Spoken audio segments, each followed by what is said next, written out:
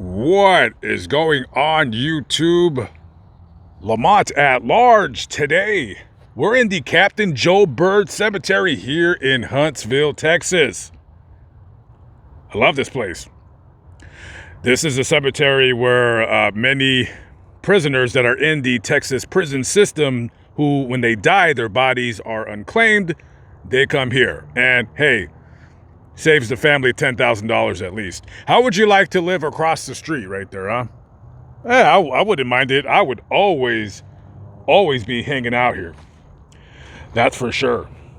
You got a couple well-known murderers here at this very cemetery.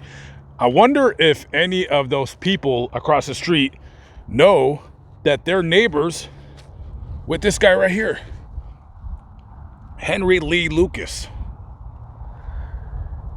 One of the ugliest murderers you'd ever want to see. Him and his ugly boyfriend, Otis Toole.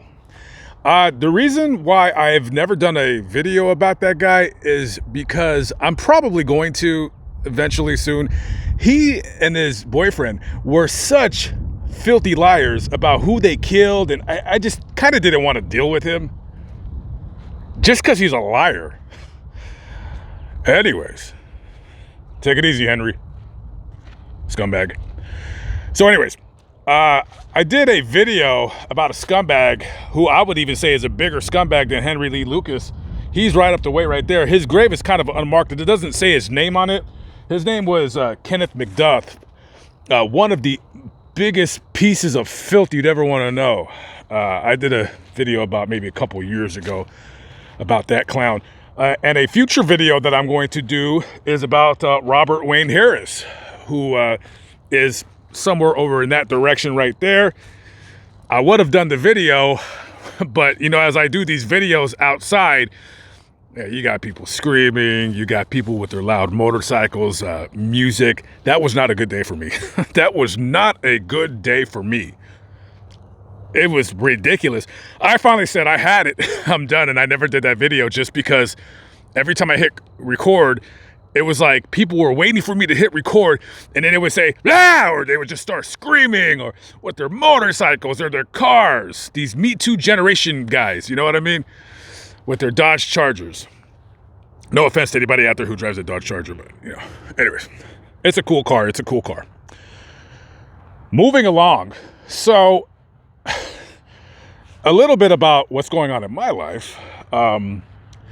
Well, I'm still in the process of looking for a vehicle, a lot more arduous and difficult than you would possibly think. I wasted many a mile driving up and down Texas looking for a vehicle. So the reason why I stopped in Huntsville is because somebody has a van for sale in Louisiana. I was waiting for them to return my call, and Huntsville is at that location where I either just continue going north up back to Dallas, or I make a right and go to Louisiana. So I was just hanging out here, doing nothing, not working on any story, nothing like that. And he calls me and he says, "Hey, I still have the van." So after this video is wrapped up, I'm heading back to Louisiana. Getting away from that, so check this out. So a famous man, quite a well-known man, once said, quote, "You only Google graves. That's all you do," unquote. Well, there's also DuckDuckGo. There's also Bing. There's also Yahoo. But there's also a search method that I use that's better than all of those combined. That'll be my little secret. So it just ain't Googling, but sometimes it is Googling. The older the grave, the older the story, the more difficult it is to find stuff about it. So I'm in this cemetery Googling graves, and that's exactly what I'm doing, because I'm just killing time, you know, waiting for a phone call. So I'm over there, right? That's the newer section of the cemetery. Some guy just got executed like a couple days ago. His name escapes me. I'll put it on the screen right now. I want to say he killed his family. He either killed his girlfriend and the kid, or his kids. It's something along those lines. I definitely don't want to walk. Yeah, you see that all the time. So they're pretty good at this cemetery on keeping up with maintenance. Sometimes when I come to the cemetery, you'll see the prisoners just working. If you're ever in the area, you can come over here. Public is welcome. They are welcome. And yeah, when you come here, you will see the prisoners working out here. So next time they come out here, they'll fill that.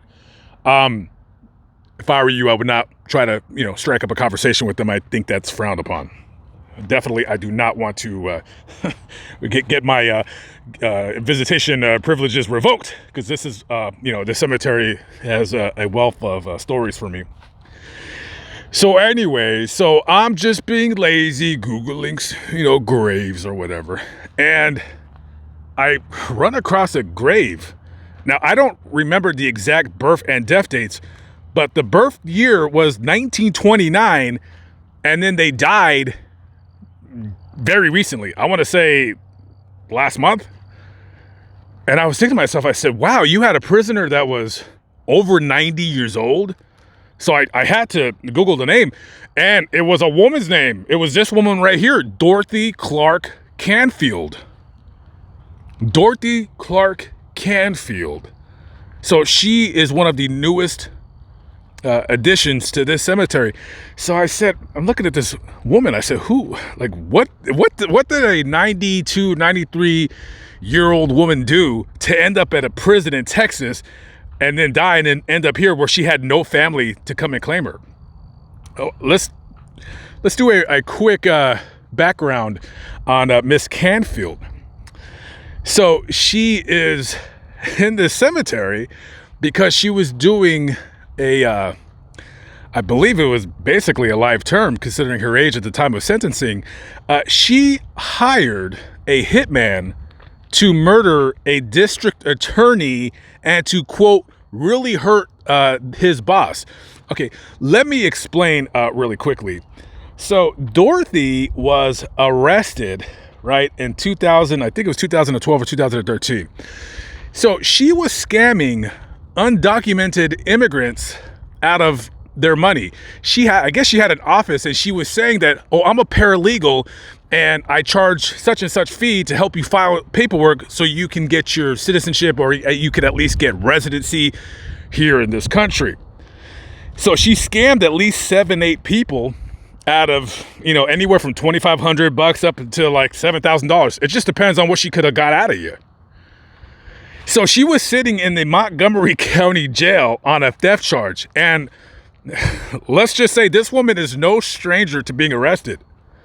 Back in 1986, she had some kind of a felony theft charge on her record. So she gets 7 years probation on that, right? So 1986, at that time, she would be what? Over 60. So who knows what this lady was doing in the 30s, the 40s, and the 50s. So she's arrested. She's given 7 years probation. Fast forward 7 years later to 1993. She just gets off of probation. And she gets another charge. This time, it's a forgery charge. Okay? So she gets 10 years probation, right? And by this time, she's 70. Okay, so later on, she becomes a scam paralegal, and she's scamming, the immigrant people want to stay here legally, and they arrested her on that theft charge, and now she's facing a little bit of time in prison. So I guess she didn't like the offer that the man that was handling her case, that man's name was, I believe it was Robert Fryer. He's like the assistant DA, I believe, and his boss was Brett Ligon. So I guess she was talking in prison or in jail to somebody about, like, she really wanted to get somebody killed, right? So she's talking to probably a cellmate, and the cellmate probably, they want to, get, some of their sentence knocked off. So I'm sure they told the deputies or whatever at the jail, they said, yeah, this woman's talking about she wants to kill Robert Fryer and Brett Ligon. So they get an undercover, a guy that works for the district attorney's office. So I guess they dress her up in jail clothing or whatever. So they go in there, and she's like, yeah, I heard that you're looking for somebody to get killed or get whacked. And she's like, well, as a matter of fact, I am. So she tells this person that's undercover she'll pay $5,000 if she can find somebody to kill Deputy District Attorney Robert Fryer. Oh, and for $2,500, if you can, I don't want Brett Ligon killed. He's like the district attorney. I don't want him killed. I just want him hurt really bad to where he's in the hospital for 2 or 3 weeks. And they're like, I got it. Yep, that just, they're probably got their little waitress notepad and they're just like, kind of like writing like, oh yeah, okay, yep, 1 murder and 1 maiming coming up. So they fake the scene with, I guess they either got somebody or they actually got Robert Fryer. They probably like, hey, they said, hey, lay on the ground. We'll pour some ketchup on you and create a fake crime scene. So they do that and then they snap pictures and then they go to her jail cell and they're like, do you know anything about this? This is Robert Fryer and he was found murdered. So this was the Texas Rangers that are doing this investigation. And when they were telling her that, this guy's dead because of her, they said that she basically shown absolutely no remorse. They said she was stone cold, stoic, whatever words you want to use. So she didn't say anything. So they have everything taped, recorded, bugged, whatever. So they charge her with solicitation to commit murder and solicitation to commit assault on an elected official. Not that exact quote unquote law, something like that. And this happened in 2013. And, well, because of that, she basically got a life sentence because she's so old. At the time, she was 83 years old when this charge came up. That, that was it. She was never going to get out of jail because of a forgery. Or not the forgery, but because she was trying to scam people. So if she would have never tried to hire a hitman, she would have been out of prison. She would have been living the rest of her golden years in the free world. But because she's so insane and wanted somebody killed, that, hey, she rotted in prison until she died. And that is not hers. That is somebody else's. I think she's right here. Dorothy Clark Canfield, inmate number 019-68838. 3/25/1929 to 2/24/2023. So she hasn't even been dead 3 weeks. Wow. How's that for an interesting story? Of all the graves, I'm just like, waiting here and waiting for a phone call. And I find this little interesting story. Well, anyways, all right, guys, thank God the time has sprung forward. So it's getting dark now at around 8 o'clock. That means more time for me to do videos. Guys, I got to hit the road. I'm going to Louisiana. Let's go see what this van looks like. All right, guys, I'm out of here.